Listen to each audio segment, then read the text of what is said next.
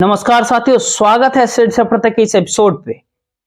Semifinal यानी कि राजनीति का सेमीफाइनल, आप ये कह सकते हैं कि सियासत की सेमीफाइनल लोकसभा चुनाव के ठीक पहले सबसे बड़ा चुनाव, यानी ये कहे कि 5 राज्यों का विधानसभा चुनाव। उन 5 राज्यों के चुनाव में भारतीय जनता पार्टी यानी बीजेपी ने 3-2 से जीत दर्ज की है। यानी ये कहे कि 5 में से 3 राज्य भारतीय जनता पार्टी ने जीते और इन 3 राज्यों के बम्पर जीत के बाद भारतीय जनता पार्टी का जो कॉन्फिडेंस बढ़ा है, वो बढ़े हुए कॉन्फिडेंस को, यानी वर्तमान समय में आप देखिए तो लोकसभा चुनाव के परिप्रेक्ष्य में अगर आप झांकिएगा तो एक अलग तरह का माहौल आपको दिखेगा।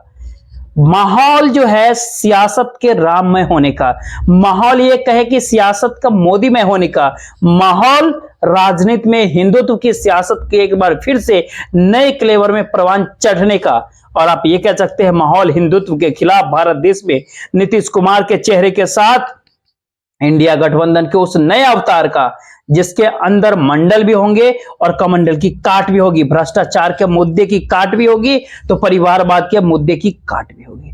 लेकिन इन सबों के बीच भारतीय जनता पार्टी यानी बीजेपी अब भी इस बात को लेकर के निश्चिंत नहीं है कि 3 राज्य उन्होंने जीते।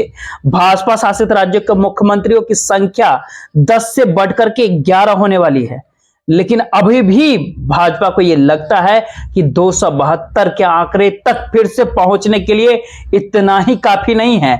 पीएम मोदी, वो नरेंद्र मोदी, जिनके नेतृत्व में 3 बार गुजरात का विधानसभा चुनाव हुआ और 33% यानी 1/3 विधायकों की टिकट अमूमन तीनों चुनाव में काट दिए गए। नए चेहरों को मौका दिया गया और इस बार जब भारतीय जनता पार्टी के पीछे 10 साल की एंटी इनकम्बेंसी खड़ी थी, पीएम मोदी के चेहरे ने चुनाव जीतने के बावजूद भी 2013-14 के वो अच्छे दिन वाला तेज उनमें नहीं है। और इन सबों के बीच मुकाबले के लिए अब राहुल गांधी नहीं आएंगे। ये करीब करीब यह तय हो चुका है कि 2014 और 19 के तरह राहुल गांधी प्रत्यक्ष या फिर कहे अप्रत्यक्ष रूप से पीएम मोदी के सामने चेहरा नहीं होने वाले हैं। तो उस खतरे को भी भारतीय जनता पार्टी यानी बीजेपी भाप रही है। खतरा किस रूप में है? तो खतरा एक तरफ मल्लिकार्जुन खड़गे के बाराबंकी दौरे की है, दूसरे तरफ जो उसका नया रूप है कि नीतीश कुमार बिहार से बनारस उत्तर प्रदेश के शंखनाद करने के रूप में है। और अगला जो खतरा है कि इंडिया गठबंधन के बीच कांग्रेस पार्टी का मोरल डाउन होने से कांग्रेस पार्टी को एक बार फिर से समझौते के मेज पर अपने तमाम ईगो को, अपने तमाम घमंडों को कहीं न कहीं किनारे रख करके बातचीत के टेबल पे स्वादपूर्ण तरीके से पहुंचने के रूप में है। और इन सबों खतरों को देखते हुए अब बीजेपी ने, भारतीय जनता पार्टी ने केवल मुख्यमंत्रियों के रूप में नए चेहरे लाने वाले नहीं है। ऐसा नहीं है कि सारे नए चेहरे मुख्यमंत्री बन जाएंगे इन तीनों राज्यों के भीतर। हो सकता है कि तीनों में बन जाए, हो सकता है कि एक में बने, या हो सकता है कि 2 नए चेहरों को मौका दे दिया जाए। लेकिन जहां 543 नए चेहरे 4 महीने के बाद चुने जाने वाले हैं, उसमें भारतीय जनता पार्टी के पास 303 चेहरे, तो क्या उन 303 चेहरों के भीतर 125 चेहरे बेटिकट होने वाले हैं? क्या 40% भारतीय जनता पार्टी के सांसदों के ऊपर टिकट कटने का खतरा कहीं ना कहीं मंडरा रहा है? तमाम तरह के तथ्य इसके पक्ष में दिए जा रहे हैं। उस तथ्य के बारे में अगर बात करें तो भारतीय जनता पार्टी जिन राज्यों के भीतर कमजोर स्थिति में है, जहां भारतीय जनता पार्टी की साख दांव पे लगा हुआ है, क्या उसका हवाला देकर के तपे तपाए नेताओं को दरकिनार कर सकते हैं?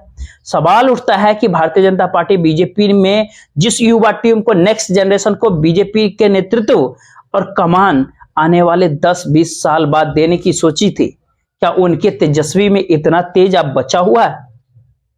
क्या कोई अनुराग उसके कार्यकर्ताओं में, इन युवाओं के प्रति अब बचा हुआ है?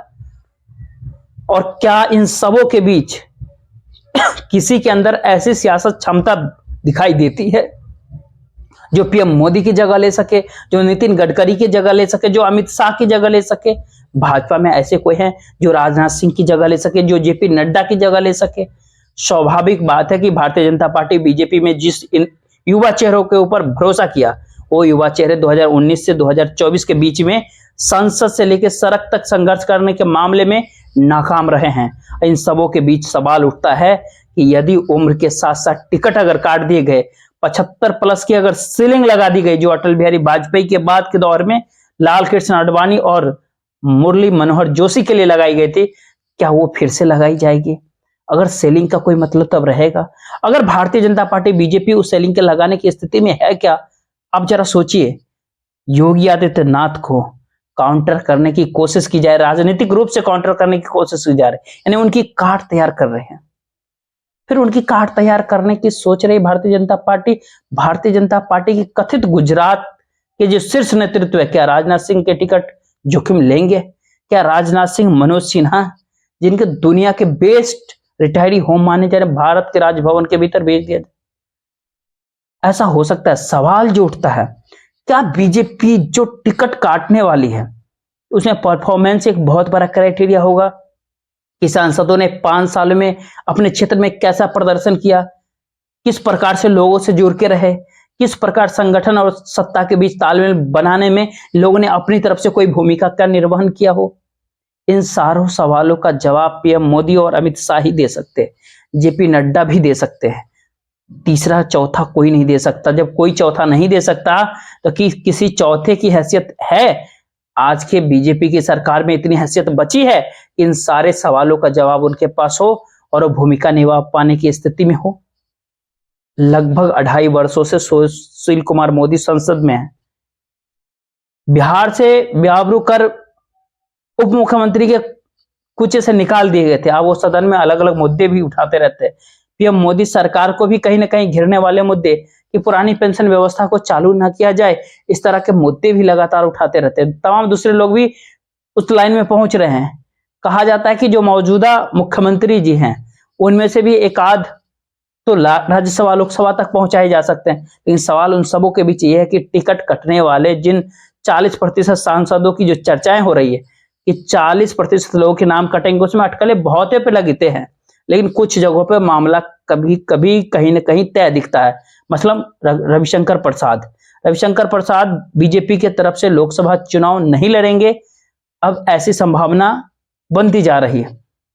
राधा मोहन सिंह का टिकट काटा जा सकता है, अब ये संभावना बढ़ती जा रही है और इसीलिए बलवती होती जा रही है, क्योंकि इनके बारे में ऐसी एक धारणा है कि बिहार में भारतीय जनता पार्टी बीजेपी को नीतीश कुमार की बी टीम बनाने में जिन भाजपा नेताओं ने अपनी भूमिका का बखूबी और कुशलता पूर्वक किया था, उसमें तमाम ये नाम आशंकाओं के तौर पे लोगों की नजर में आते रहते हैं और कथित रूप से भाजपा के शीर्ष नेताओं के नजर में है। सवाल यही नहीं है, सवाल तो उत्तर प्रदेश के भीतर भी है कि राजनाथ सिंह का भी टिकट कट जाएगा क्या? मेनका गांधी और वरुण गांधी के बारे में भी कहा जाता है कि इस बात की पूरी संभावना है कि अब ये भारतीय जनता पार्टी के टिकट पर लोकसभा चुनाव नहीं लड़ेंगे। ठीक उसी प्रकार से मध्य प्रदेश के भीतर कुछ नेताओं के बारे में भी ये बात अटकलें लगाई जा रही है। कई लोग नितिन गडकरी तक का नाम लेते हैं, लेकिन नितिन गडकरी का टिकट काट करके बीजेपी लोकसभा चुनाव के पहले ही एक गलत संदेश बिल्कुल भी नहीं देना चाहेंगे।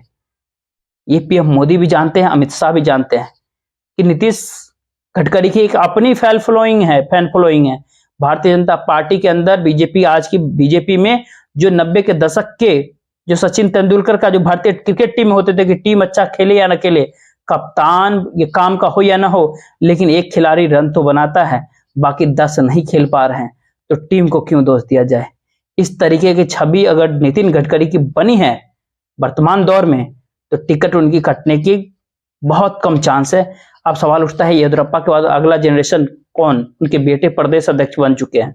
सवाल उठता है कि गुजरात बीजेपी में एक मार्गदर्शक मंडल बनेगा, मध्य प्रदेश भाजपा में एक मार्गदर्शक मंडल बनेगा क्या? राजस्थान में भी ऐसा होगा क्या? मार्गदर्शक मंडल में शामिल होने की आशंका से जो लोग प्रभावित दिखते हैं, उनमें से भी कुछ लोगों को जो है एक बार फिर अंतिम पारी खेलने का मौका दिया जाएगा क्या?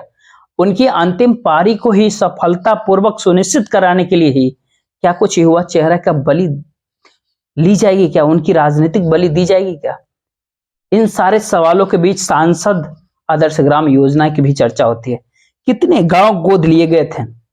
गोद लिए गए गांव आज भी गोद में हैं, या भी वो अपने पैरों पे चल ही रहे हैं, या बच्चों वाली जो पूरी 3 पहिए गुरकुनियां होती है, वो 3 पहियों के सहारे चलने की स्थिति में क्या आ गए हैं? ये सारे के सारे सवाल पीएम मोदी अपने पसंदीदा योजना के बारे में जरूर करते होंगे।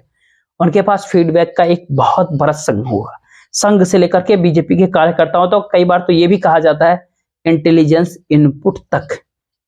तो इतने सारे इनपुट से लैस है पीएम मोदी, इतने सारे इनपुट से लैस है अमित शाह। वर्तमान समय में अगर 40% नाम के अगर आइडेंटिफाई अगर कीजिएगा तो उन 40% नामों में कोई भी आ सकता है जिनके बारे में कोई कल्पना ही नहीं कर रहा, वह भी हो सकते हैं। लेकिन फिर सवाल यही आता है कि क्या टिकट काट करके जो नए लोगों के टिकट दिया जाएगा, क्या वो नीतीश कुमार के पाप से बच पाएंगे? क्या वो नीतीश कुमार के द्वारा उठाए गए मुद्दों से राष्ट्रीय फलक पे यानी जाति जनगणना यानी जो कास्ट सेंसस है, आरक्षण बढ़ाने के जो मुद्दे हैं, उसको राष्ट्रीय फलक तक पहुंचने से रोक पाएंगे? क्या वो मल्लिकार्जुन खड़गे की दलित आइडेंटिटी पहचान की कार्ड तैयार कर पाएंगे? मल्लिकार्जुन खड़गे की जो बाराबंकी पहुंचने की जो चर्चाएं हैं, अगर वो बाराबंकी जाते हैं फिर एक नए चेहरे जो उतारे जाएंगे, उन चेहरों के पास जो है कुछ ऐसा कोई नया ब्लूप्रिंट है जो बीजेपी को 272 के आंकड़े तक फिर से पहुंचा दे। महाराष्ट्र प्रदेश के अंदर जनमत भाजपा के खिलाफ है, बिहार में भाजपा के खिलाफ माहौल है, बंगाल में भारतीय जनता पार्टी यानी बीजेपी सिमटने के दौर में है, कर्नाटक में भारतीय जनता पार्टी जो है डीके शिव कुमार से मुकाबला ज्यादा कर रही है, कांग्रेस से कम कर रही है, वहां करीब करीब काफी हद तक सिमट ही चुकी है। हरियाणा में किसान आंदोलन, पहलवान आंदोलन भारतीय जनता पार्टी की बुनियाद को ही हिला दिया। पश्चिमी उत्तर प्रदेश के अंदर अग्निवीर से लेकर किसान और पहलवान आंदोलन ने भारतीय जनता पार्टी यानी बीजेपी की नींव को काफी कहीं न कहीं चोटें पहुंचाई। दिल्ली की अगर बात करें तो दिल्ली में तो आम आदमी पार्टी और कांग्रेस का गठबंधन है, और इस पूरे गठबंधन के बीच अगर जीएसटी प्रभावित और ओल्ड पेंशन प्रभावितों का जो अगर प्रभाव होगा तो गठबंधन भी अगर बन जाए, इस बात पे किसी को आश्चर्य नहीं होना चाहिए।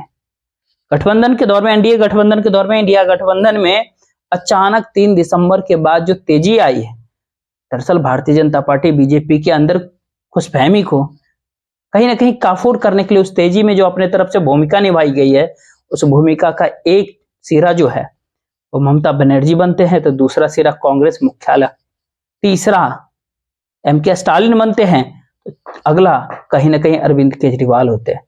लेकिन इन सबों के बीच अगला अखिलेश यादव पांचवा, और इन सबों को बांध करके एक मंच पे बैठाने के, राजनीतिक तौर पर बांधना, एक मंच के ऊपर एक मेज पे लाने के लिए जिसने नेता की भूमिका होती है, जिसने पटना से सीधे सीधे अहमदाबाद और दिल्ली को एक साथ चुनौती देने का काम कर दिया, बिहार के नीतीश कुमार। यदि इंडिया गठबंधन की अगली बैठक में अगर बतौर संयोजक अगर एंट्री करते हैं, ये टिकट चाहे जितना प्रतिशत कटे, मायने वो नहीं रखेगा, मुद्दे वो नहीं रहेंगे, और चुनावी हिंदुत्व और राम मंदिर का जो नारा है वो नहीं रहेगा जो भारतीय जनता पार्टी की कल्पनाओं के भीतर है।